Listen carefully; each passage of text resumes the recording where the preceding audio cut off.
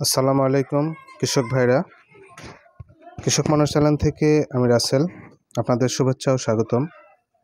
আজকে আমি যে টপিক নিয়ে আলোচনা করব সেটা হচ্ছে জমির আগাছানাশক, অর্থাৎ ধানের লাগানোর পরে যে আগাছানাশক ব্যবহার করা হয় সে ওষুধটা আসলে কি, কোন ওষুধ ব্যবহার করলে ধানের কোনো ক্ষতি হবে না,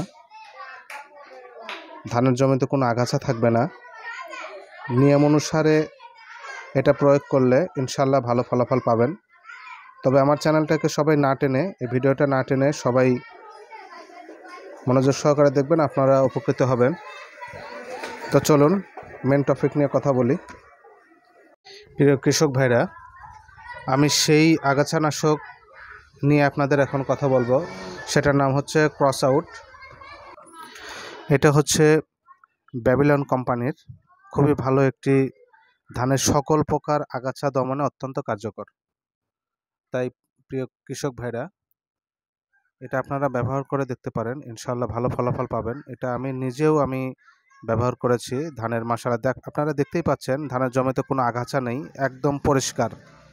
এটা বিভিন্ন ধরনের আগাছা দূর হয়, যেমন হেলেঞ্চা, খুদে শ্যামা, বড় শ্যামা, খুদে অঙ্গলি, তারপরে শুষ্নি শাক, কেশনিটি, পানিলং, বড় চেঁচড়া, জয়না, বিভিন্ন ধরনের অনেক প্রকার, এটা হচ্ছে যেমন পানিকচু, বিভিন্ন ধরনের আগাছা দূর হয়।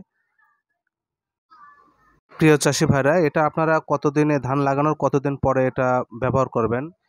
ধান লাগানোর আপনারা 8 থেকে 10 দিনের মধ্যেই ইউরিয়া সারের সাথে মিক্সার করে আপনারা এই আগাছানাশকটা ব্যবহার করতে পারেন। 33% জমির জন্য 100 গ্রাম, আর 10 কাঠা জমির জন্য 50 গ্রাম। এটা খুবই ভালো কার্যকর। তবে এই আগাছানাশকটা দেওয়ার পরে মিনিমাম 5 থেকে 6 দিন জমিতে পানি আটকায় রাখবেন, তাহলে দেখবেন একটা আগাছাও থাকবে না ইনশাল্লাহ।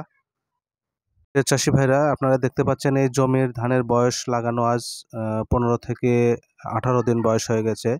এখন আমি হালকা করে নিড়াই দেব, তারপরে এটা মই দিয়ে আমরা সার প্রয়োগ করব ইনশাল্লাহ। ভালো থাকবেন, আল্লাহ হাফেজ।